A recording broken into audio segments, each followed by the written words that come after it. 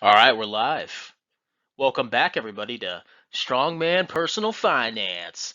Woo! All right, today we're going to talk about your personal balance sheet.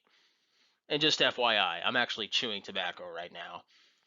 So if you see me spitting into this, you know what's happening. Please don't be offended. And if you're under 21, don't consider using tobacco products.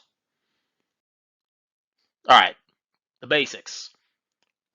The basic equation for your balance sheet is net worth equals assets minus liabilities. I'll say that one more time. Your net worth equals your assets minus your liabilities. What are assets? Assets are things that you own. What are liabilities? Things that you owe, your debts. Your creditors have a claim to your assets. What are creditors? Creditors are people that lend you money. What is the definition of net worth? Your net worth is a hypothetical residual.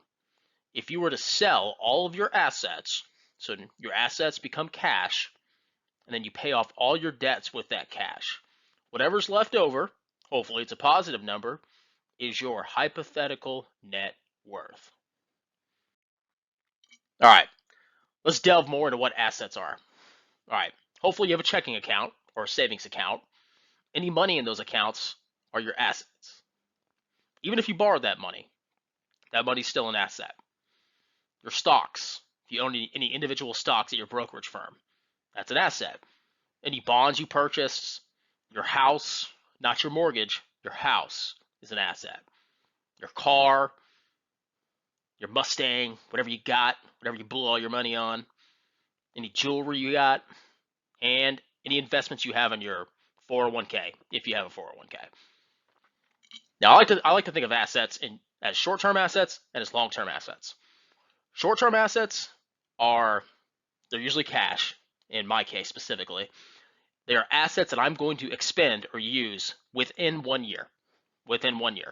Whereas long-term assets are assets that I'm going to use in a time period after 1 year. So for example, I have a little fund set aside. It's called my vacation fund. And I like to travel every couple of months. What I do is I put cash in there, a little bit every month to build up that amount. And then I know I'm going to spend that amount within a year. That is my short-term asset fund. Long-term assets, I have mutual funds that I own. I have lending club shares. I lend money to people through lending club. I'm not going to touch that money for a long time. Those are long-term assets. All right. Now, an important thing you need to understand about assets is liquidity. The concept of liquidity. Liquidity is how fast you can convert an asset to cash. What does that mean? How fast can you sell an asset? How fast can you get that asset from your house, either a possession or something you own digitally as stock, a bond, a CD? How long can you get that cash in your bank account to be used? For example, liquid assets, cash, stocks. Why are they liquid? Well, cash is already cash. So if I have a cash in my checking account, that money's already cash. It's already been converted to cash. So it's highly liquid. It's 100% liquid. Stocks. I could sell a stock very quickly. Call my broker. Hey, buddy, sell my stock. He goes, he puts in the sell order. Boom. That stock gets sold by the end of the day, hopefully. That stock gets converted into cash. Very liquid. What is an illiquid asset? The equity in your home. Let's say you want to access that equity. Well, you're going to have to sell your house, number one, which can take a long time depending on how your market is. Then you have to take that money and you have to pay off your mortgage. And then whatever's left over is an asset. It is illiquid. You can't just go and sell that house tomorrow, usually. All right. Assets can be used as collateral for your debts. What does that mean? Let's say I want to take out a loan, right? And the interest rates are out of control. And I'm like, what can I do? How can I lower this interest rate? It's killing me. Well, you can tell the bank, hey, bank, I will pledge these assets as collateral. And if I don't pay off the loan, you can seize these assets. So the bank is more comfortable lending you money and lowering your interest rate because they know if you don't pay off that loan on time, they can claim those assets, take them from you, sell them, and get their money. Liabilities. What are liabilities? Well, any balances on your credit card, your mortgage, any taxes you have due. If you're a 1099 worker, you got to pay those quarterly. Student loans, installment payments. Any kind of debts that you have, that is a liability. So if you think about it this way, let's say I want to get a loan, right? Let's say I need a loan to, I don't know, buy a TV. I apply for a personal loan. The bank gives me the money. They put the cash in my account. That cash is an asset, but I also have a corresponding liability in that amount. I owe the bank that money. That money's not really mine. I mean, I can use it however I see fit, but I'm going to have to pay that money back. So the bank gives me cash, I have an asset, and I also owe the bank that money back over time. That's a liability. They actually balance out. All right, another key concept to understand. Liabilities should be thought of in order of maturity. Now, maturity is when an asset, or excuse me, a liability becomes due. So let's say I have a credit card, all right? Put some money on it, charge some things to it. That credit card has a due date. That due date is the maturity date of that liability. You have to pay off that loan at that date. And if you don't, you get charged interest, late fees, and it's not a good thing. Liabilities can be a wealth killer. Bad liabilities. What do I mean by bad liabilities? Let's think about it. If you want to go to college, get a degree in nuclear engineering, all right, probably going to get a job after you graduate college. But you're most likely going to have to take a loan out to afford to go to a good school to get a good education. Well, that loan, that's a liability. Is it bad? No, it's really not. Because once you graduate, you get a job, you generate much more income, and you can pay off that debt relatively quickly. And then boom, you're set for the rest of your life as long as you don't screw up. That's good debt. Now, debt, when you take out debt, you want to take it out for a good reason. Buying lipstick or rings or junk, that is a bad reason to go into debt. However, if you want to buy a house, you want to get money for student loans for a good degree, that is actually good debt. Hopefully that makes sense. All right. What's net worth? We already talked about the definition. What does it mean? Your net worth is a true indicator of your financial success in these great United States of America. Think about it. If you made a ton of money, $500,000 a year, then you blew all that money on just dumb stuff. You got no money saved, no money put aside for your retirement. Your net worth would be zero or probably negative. Does that mean you're successful? Yeah, you make a lot of money, but you have terrible financial habits, and your net worth is low or negative. That is an indicator of financial success. If you don't make a lot of money, but you save the vast majority of your money, you'll probably have a pretty decent net worth. Yeah, you don't make a lot, but hey, you actually have savings and you have a financial plan. That is an indicator of financial success. All right? Like I said, net worth is what you're hypothetically worth. So, yeah, if you own a bunch of stocks, they're going to fluctuate in value every single day. So every day your net worth is going to fluctuate. It's going to go up, it's going to go down. But your true net worth, you can't really realize that until you sell those stocks and get that cash in hand. So if your stock portfolio is doing great, but you don't actually sell those stocks and get cash, well, I mean, is that really a true indicator of how much money you have? No, it's not.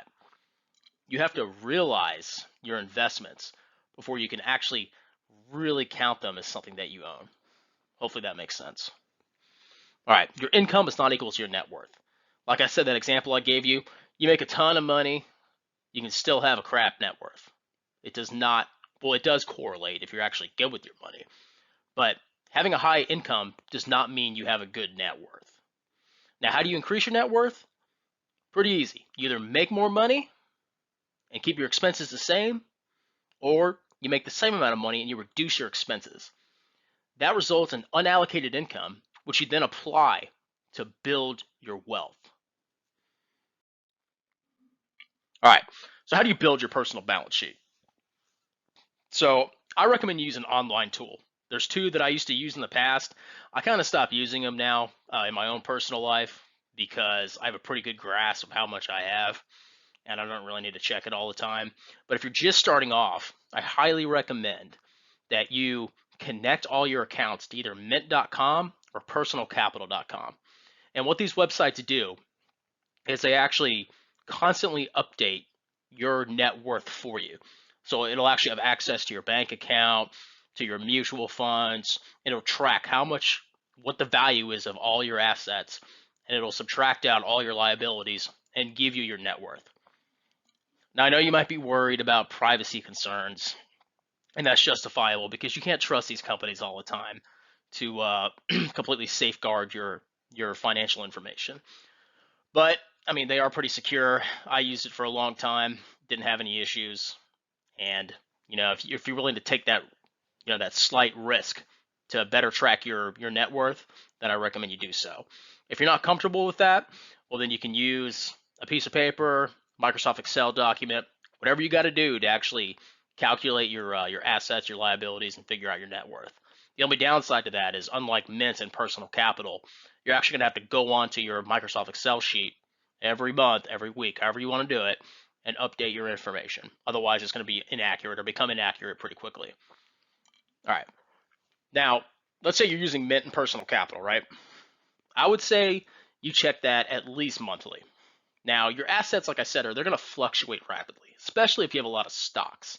Stocks go up, stocks go down. The news cycle, investors freak out, they sell their stocks, or investors, get euphoric and they feel like they need to buy more stocks. And that causes fluctuations in the stock market. So your portfolio is going to swing pretty rapidly depending on the time period every day. So if you actually want to track your net worth, I would say you check your account at least, or at a minimum, once a month. All right. Now your goal is to see consistent increases in your net worth over time. Now that can be several months, that can be years, but like I said, you have to be careful because your portfolio can swing in value pretty rapidly. All right. Here I have an example balance sheet. All right, on my left I have my assets, and on my right I have my liabilities, and at the very bottom I have the net worth. So all I did is I listed assets that somebody might have: checking, savings, stocks, CDs, mutual funds, 401k in your house, and then I listed all the liabilities: credit card, quarterly taxes if you're a 1099 worker. Most people have their taxes withheld by their employer. Personal loan, mortgage, whatever. You total up your assets, you total up your liabilities, and you take your assets, you subtract out your liabilities, boom, that's your net worth. And this is not my actual portfolio, if you're wondering. I would never divulge that to you unless you paid me a lot of money, which I don't think you're going to do. Does that make sense? If you have any questions, you can always send me a message or post a comment below. All right, here I have a little example, a tale of two men. On the left here, I have Thaddeus Hornswaggle III. He makes a lot of money. He's so rich he lights his cigars with $100 bills. He's Big Daddy on the block, right? Obviously, he's successful. On the right side, we have Billy Rederick Neckerson. This guy looks kind of ridiculous, but, I found that it fit this scenario pretty well. All right, so we're going to see which one of these men is more financially successful. So we have Thaddeus Hornswaggle III. What a proper man. His income, let's say he's a heart surgeon. He makes $500,000 a year. $500,000. What would I do with that money? Woo, I'd be retired faster than you could lick a spittle. I don't know. I tried on that one. Expenses. What are Thaddeus's expenses? Oh, $525,000 a year. So he makes 500 and he spends 525. That looks like he's spending more than he makes, huh? Now, Thaddeus makes a lot of money, so he's acquired some assets. I mean, if you make that much money, hopefully you have some kind of assets. Thaddeus has $100,000 of assets, but he's also got a lot of debts. Wifey wanted a new car, 10-bedroom house. He has 2 kids that he spoils rotten. He's got a lot of expenses, a lot of loans going out. He's keeping up appearances, right? Keeping up with the Joneses. And because he's doing that, his liabilities have ballooned. He has $250,000 of liabilities. So if you think about it, this guy is bleeding money. Every year, he spends $25,000 more than he makes. And his net worth is in the negative. So if he lost his job, he's hemorrhaging money. He's done. His net worth is negative. He sells all his assets, pays off whatever he can, and he's still in debt for $150,000. That's not good. Let's move on and see Mr. Neckerson here. Oh, that is not an attractive man. All right. Mr. Billy here, he makes $50,000 a year. He buys trucks, fixes them up, sells them. He has his own tobacco farm, grows his own tobacco, makes some dip, which I buy, then he sells it. All right. His income is $50,000 a year. His expenses are only $30,000 a year. What does that mean? Well, he's only spending 30 grand a year and he's making 50, so he's probably putting away 20 grand a year. Like that math? Boom. On top of that, despite his his unconventionally attractive appearance, he's actually accumulated a decent amount of assets. He's got $150,000 of assets, and he's only got $10,000 of liability. Looks aren't everything, appearances aren't everything, but sometimes it's not how the world works. So this guy, he's bringing in. Oh, I made a little typo there. So his annual cash flow is actually $20,000 net, not $30,000, and his net worth is $140,000. To get net worth, just to reiterate, take the assets, subtract the liabilities, boom, there's your net worth.